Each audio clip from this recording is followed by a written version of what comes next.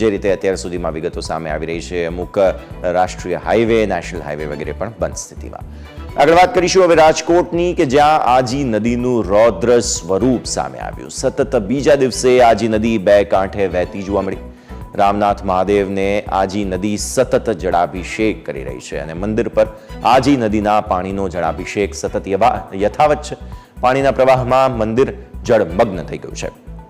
તંત્રએ ભક્તોને દર્શનાર્થે ન આવવા માટેની પણ અપીલ કરી રાખી છે. શ્રાવણ માસને લઈને મંદિરમાં ભક્તોની ભીડ સતત યથાવત હોય છે, પરંતુ અત્યારે આ મંદિરમાં દર્શન કરવા શક્ય ન હોવાને કારણે તંત્રએ લોકોને અપીલ કરી છે.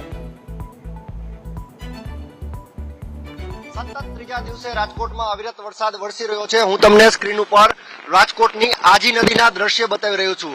છેલ્લા 24 કલાકમાં સતત વરસી રહેલા વરસાદને કારણે સાથે જ ઉપરવાસમાં પડી રહેલા વરસાદને કારણે આજી નદીમાં ઘોડાપૂર આવ્યું છે અને આ આજી નદી રૌદ્ર સ્વરૂપ ધારણ કરતા 15 જેટલા સોસાયટીના ઘરોમાં પાણી ઘૂસી ગયા છે. હાલ તો અત્યારે રાજકોટમાં છેલ્લા 12 કલાકથી વરસાદે થોડો વિરામ લીધો છે, ત્યારે રાજકોટ સહિત સમગ્ર સૌરાષ્ટ્રભરમાં છેલ્લા 3 દિવસથી અવિરત વરસાદ વરસી રહ્યો છે. રાજકોટમાં છેલ્લા 48 કલાકની વાત કરવામાં આવે તો 24 ઇંચથી વધુ વરસાદ પડ્યો છે.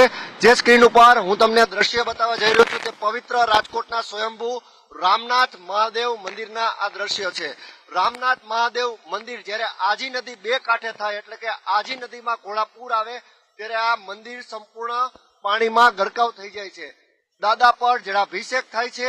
આજે શ્રાવણ મહિનો ચાલી રહ્યો છે અને એમાં પણ સમગ્ર સૌરાષ્ટ્રભરમાંથી લોકો સ્વયંભૂ રામનાથ મહાદેવના દર્શનાર્થે અહીં આવતા હોય છે, પરંતુ સ્થાનિક તંત્ર દ્વારા લોકોને અપીલ કરવામાં આવી રહી છે કે દાદાના દર્શનાર્થે ન આવશો, કારણ કે આજી નદીનું આ રૌદ્ર સ્વરૂપ આપ જોઈ રહ્યા છો.